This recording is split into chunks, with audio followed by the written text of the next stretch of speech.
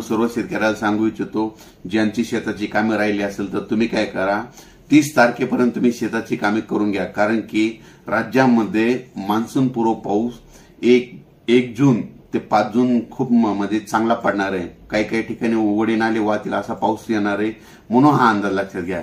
आणि त्याच्या पाठीमागे लगेच 8-9 जूनच्या नंतर परत मान्सूनचा पाऊस येणार आहे, म्हणून हा अंदाज लक्षात घ्यायचा. कारण की सर्व शेतकऱ्याला सांगू इच्छितो, बऱ्याच जणांचा असा गैरसमज आहे 1 जून नंतर 1-2 जूनला पडलेला पाऊस अवकाळी असतो.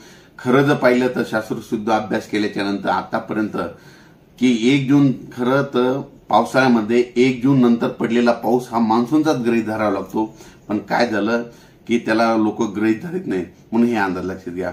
परत एक शेतकऱ्याला सांगू इच्छितो की आता 15 मे ते 30 मे दरम्यान ज्या ज्या भागामध्ये पाऊस पडला ना, तर या वर्षी त्या पावसाळ्यामध्ये त्या भागामध्ये यंदा जास्त पाऊस पडतो, हे मात्र लक्षात घ्या. आणि एखादं गाव सुटलं त्या 15 मे ते 30 मे अवकाळी पाऊस, तर त्या गावाला म्हणजे परत थोडा पाऊस कमी पडतो. म्हणून ही एक गोष्ट सगळ्यांनी लक्षात घ्यावी.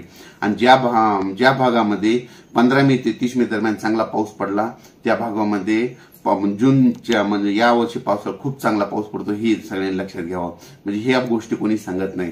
परत एक शेतकऱ्याला सांगू इच्छितो की राज्यामध्ये तुम्ही काय करा, 30 मे पर्यंत तुम्ही तुमचे काम आटपून घ्या. कारण की 31 मे ते जवळपास म्हणजे 5 जून पर्यंत राज्यात दररोज वेगवेगळ्या भागात पाऊस पडणार आहे.